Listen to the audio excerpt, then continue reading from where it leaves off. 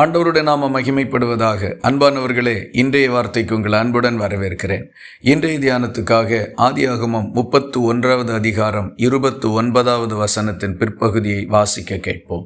உங்கள் தகப்பனுடைய தேவன் நீ யாக்கோபோட நன்மையே அன்றி தீமை ஒன்றும் பேசாதபடிக்கு எச்சரிக்கையாயிரு என்று நேற்று ராத்திரி என்னோடே சொன்னார். யாக்கோபு தன்னுடைய மாமனாராகிய லாபானுடைய வீட்டில் தங்கியிருந்த நாட்களில் கர்த்தர் யாக்கோபை நோக்கி, நீ உன் பிதாக்களுடைய தேசத்துக்கும் உன் இனத்தாரிடத்திற்கும் திரும்பி போ, நான் உன்னோட கூட இருப்பேன் என்று சொன்னார். அப்பொழுது யாக்கோபு தன்னுடைய மனைவிகளிடத்தில் தேவன் தன்னோடு பேசினதை குறித்து சொன்னார். அவர்களும் யாக்கோபோடு வருகிறதற்கு ஒத்துக்கொண்டார்கள்.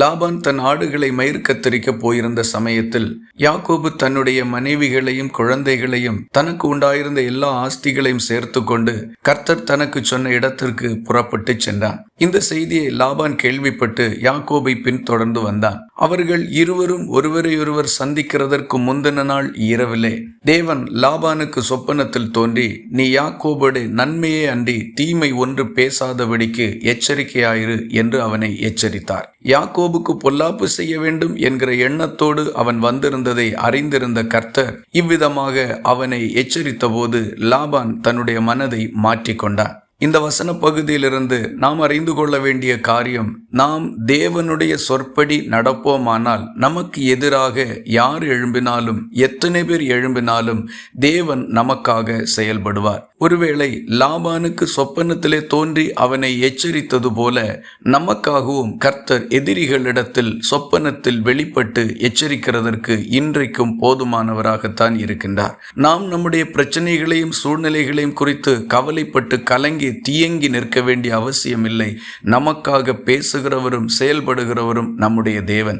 செய்ய வேண்டிய காரியம் ஒன்றே ஒன்றுதான், தேவன் சொல்லுகின்ற வார்த்தைகளின்படி மட்டும் நாம் செயல்பட வேண்டும். நம்முடைய சொந்த விருப்பங்களின்படியெல்லாம் நாம் செயல்படும் பொழுது கர்த்தர் நமக்காக எதுவும் செய்ய இயலாது.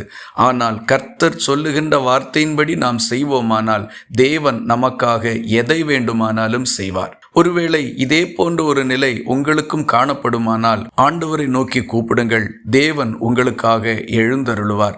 இந்த வார்த்தைகள் இந்த நாள் முழுவதும் உங்களுக்கு ஒரு ஆசீர்வாதமாய் இருப்பதாக. ஜெபிக்கலாமா? எங்களை நேசிக்கிற அன்பு நிறைந்த நல்ல ஆண்டவரே, நாங்கள் உம்மை நன்றியோடு துதிக்கிறோம். யாக்கோபு நீர் சொன்ன வார்த்தையின்படியே நடந்து கொண்டபோது சத்துருக்களின் கைக்கு அவனையும் அவனுக்கு உண்டான எல்லாவற்றையும் நீங்களாக்கி காக்கிறதற்கு நீர் உண்மையுள்ளவராய் இருந்தீர். அதுபோல எங்கள் வாழ்க்கையிலேயும் நீர் செயல்படும்படி ஒப்பு கொடுக்கின்றோம்.